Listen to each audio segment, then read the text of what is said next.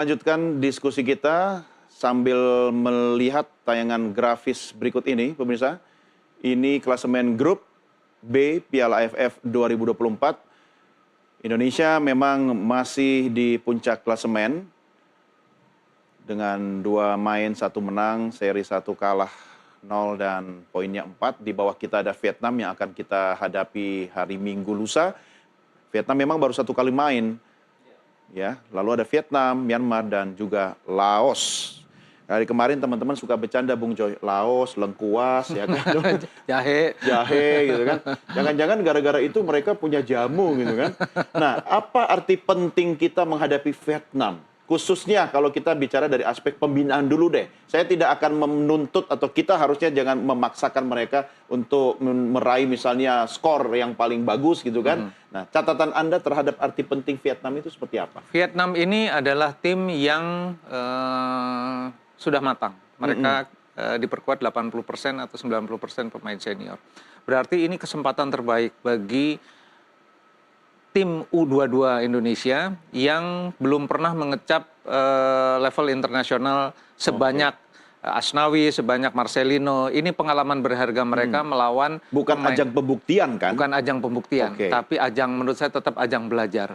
Bahkan kemarin pemain seperti Rafael Struijk, Asnawi, Pratama Arhan, siapapun yang ada di tim senior yang ada di tim AFF sekarang, ini juga sebetulnya ajang untuk membuktikan bahwa mereka layak sebetulnya ada di tim senior.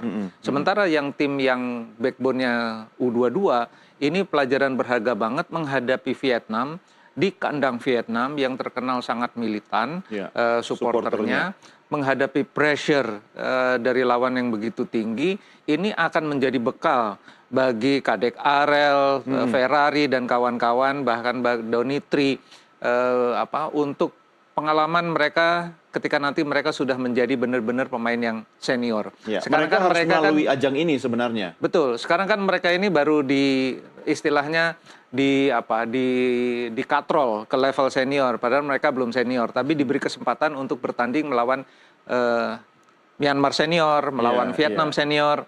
Ini kesempatan berharga banget.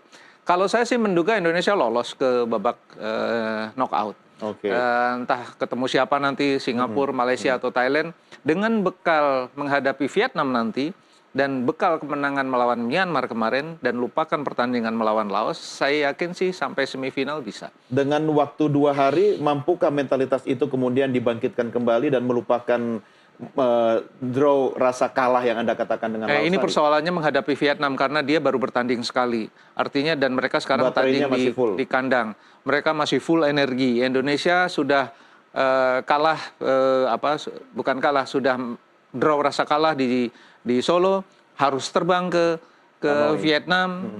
Sangat capek secara fisik, secara mental, harus menghadapi Vietnam yang jauh lebih fresh dengan pemain-pemain yang levelnya udah senior. Nah, ini memang tantangan besar.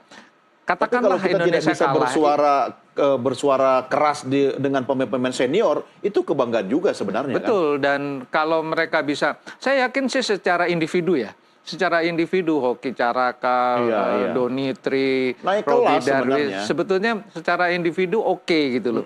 Cuma ketika bermain sebagai tim, faktor individunya nggak kelihatan, timnya juga nggak kelihatan.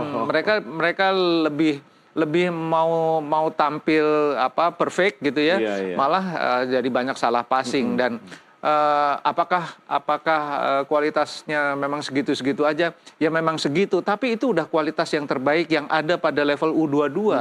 Saya selalu ingatkan, ini kan masih level U22, mereka belum banyak mendapatkan kesempatan. Kalau nanti kesempatan lawan, katakanlah bisa ke babak knockout, ketemu Thailand, atau ketemu siapapun, pengalaman mereka tambah banyak. Nanti tahun depan atau pada event berikutnya, mereka akan tambah matang. Jenner sama Hafner nggak bakalan gabung ya? Ya, ini kan ajang bukan di bawah bendera FIFA, bukan under FIFA sanction. Jadi memang tidak ada kewajiban bagi klub untuk melepas pemain. Ini kan juga jadi persoalan. Meskipun sudah menjadi FIFA Match Day, tapi belum resmi menjadi pertandingan FIFA, sehingga tidak ada kewajiban bagi klub untuk melepas pemain. Kecuali memang di kelompok senior. Kalau kelompok senior kan memang wajib klub melepas ya, kalau enggak klubnya kan kena sanksi FIFA. Kalau ini kan nggak ada. Lalu belajar dari pengalaman sama Laos kemarin, line up ideal kita untuk menghadapi Vietnam lusa seperti apa? Kalau pakai 3-4-3 bunuh diri. Kalau menurut saya, karena 3-4-3 itu formasi yang butuh intelijensia sangat tinggi. Yang kedua, determinasi untuk bertahan dan menyerang, transisinya harus cepat banget.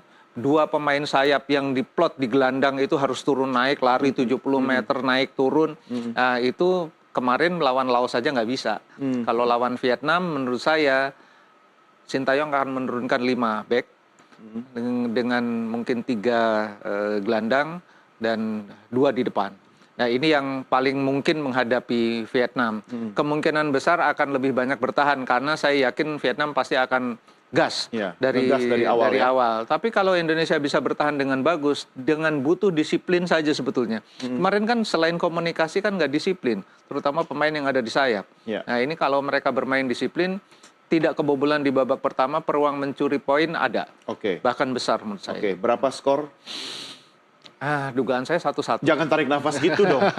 Karena yang dihadapi adalah Vietnam yang menurut saya mereka paling berambisi pada tahun ini untuk merebut Piala AFF, untuk membuktikan bahwa mereka lebih hebat dari Indonesia yang masuk ke putaran 3 kualifikasi Piala Dunia. 1-1 kan?